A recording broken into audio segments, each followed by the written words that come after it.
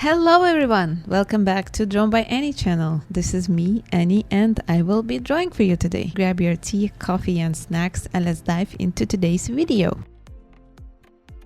Today I'm coming back to the spread that I started in my previous video, and this spread is featuring characters from Baldur's Gate 3, Karlach and Astarion. And if you've been around my channel and you've seen the previous video, I began to tell you how I experienced some of the games from Larian Studios, and specifically Divinity Original Sin 2 and Baldur's Gate 3. And for those who is new on my channel, I'm usually drawing with alcohol-based markers or my newly acquired acrylic paint pens, but for these two I decided to keep a simple line art with a little bit of a shading with my mechanical HB pencil just for some volume. I kind of needed some space for simplicity, if I can say that, because recently I've been drawing a lot of artworks for myself and also for the videos on my channel, and I've been feeling a little bit overwhelmed with having to color each and every one of them, because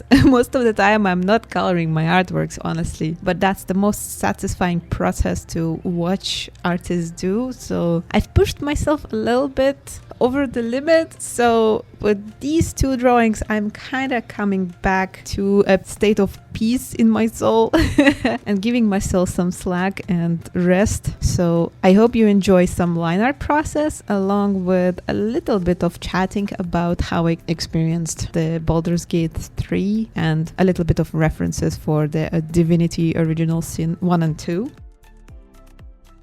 I mentioned in part 1 why I chose Karlach and Astarion for my drawing, and it's because we got them into our party as companions, because we both played as custom created characters, and my husband took Karlach and I took Astarion because I kind of fell for his attempt to rob my character of her life and it was pretty savvy as he tried to fool us into thinking that something's there, and he's like, haha, gotcha.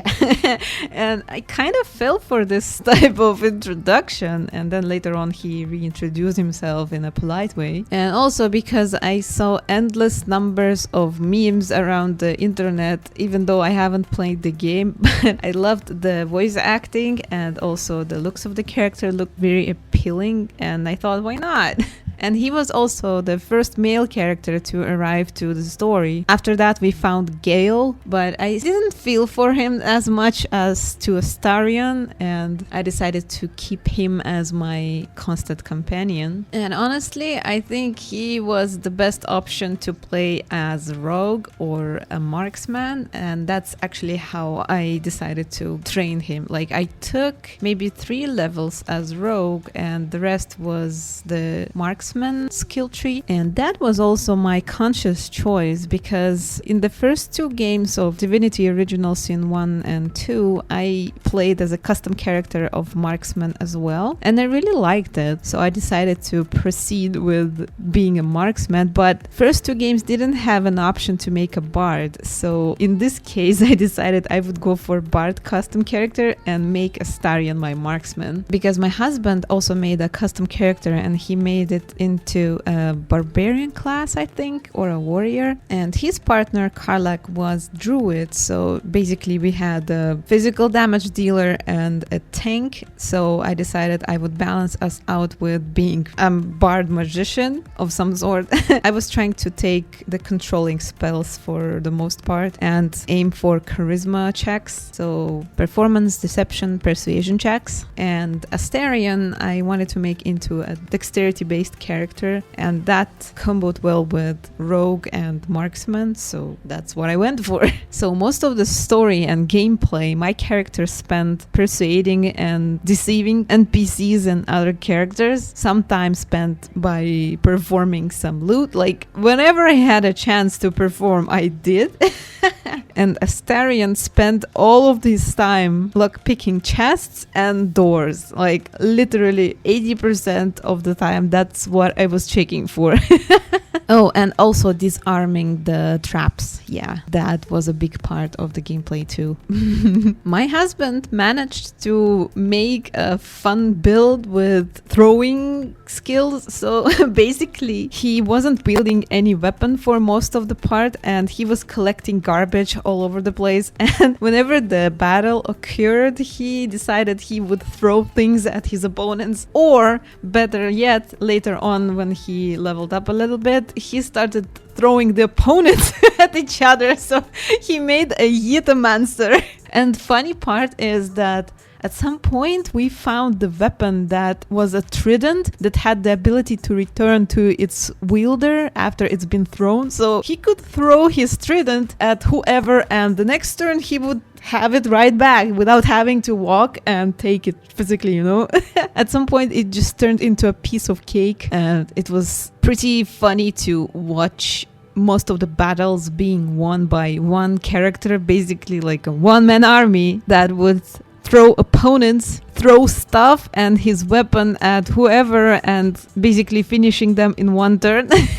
And here I am, a bard, casting some controlling spells or some distraction or some fog, so they wouldn't be able to shoot right at us. Then I would sneak up with Astarion to some tactical spot so I could shoot or sneak attack whoever and have a advantage on my attack. And then I can stand up from my computer and go make myself some tea, because it's my husband's turn and he would spend like minutes deciding what he could do because he had so many action points. As you remember, Baldur's Gate has a turn-based combat system, so it takes time for everybody to take their turns and choose their actions and stuff like that. So yeah, gameplay-wise, it was pretty easy for me because I had an experienced Munchkin player that would use all of the advantages of the system and knows his skills and stuffs and life hacks to build a character to make things easier. So me as a casual player, and also at the time a sick wife, could enjoy the story of the game and spend some fun time with my husband. But to my knowledge, there is an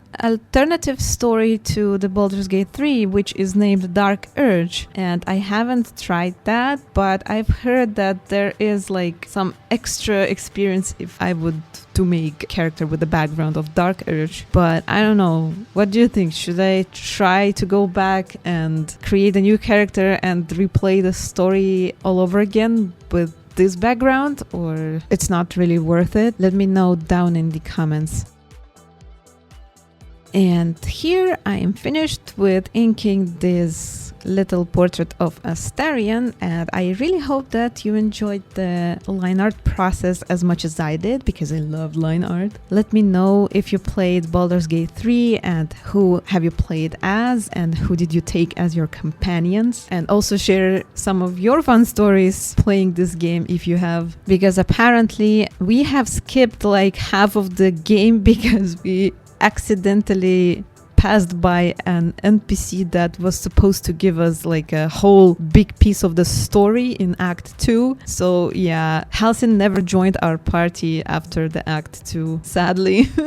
And also at some point Shadowheart left our party as well, because we went to the temple without her and she got so mad she left our party permanently. But honestly, I never really liked her, so But anyway, I hope you liked this video, and I really appreciate every like and comment and subscription to this channel and my other social media as well. And I hope to see you in the next one.